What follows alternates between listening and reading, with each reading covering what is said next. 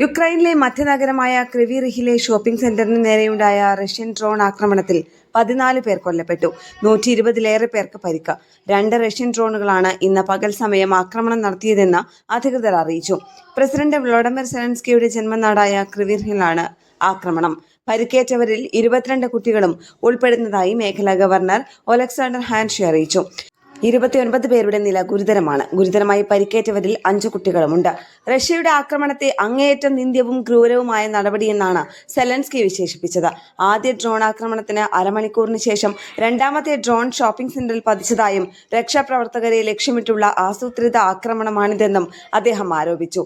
ഇത്തരം ആക്രമണങ്ങൾ ഭീകരപ്രവർത്തനത്തിന് തുല്യമാണെന്നും റഷ്യക്കെതിരെ ലോകരാജ്യങ്ങൾ നടപടി സ്വീകരിക്കണമെന്നും സെലൻസ്കി ആവശ്യപ്പെട്ടു.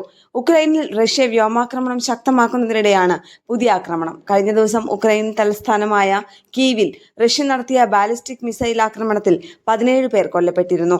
അതേസമയം റഷ്യയുടെ യുദ്ധശേഷിയെ ദുർബലപ്പെടുത്തുകയെന്ന ലക്ഷ്യത്തോടെ എണ്ണ സംഭരണ കേന്ദ്രങ്ങളും ഗതാഗത സംവിധാനങ്ങളും ഉൾപ്പെടെയുള്ള മേഖലകളിൽ ഉക്രൈൻ റഷ്യക്കെതിരായ ആക്രമണങ്ങളും ശക്തമാക്കിയിട്ടുണ്ട്. ഇന്റർനാഷണൽ ഡെസ്ക്, കേരള പ്രണാമം.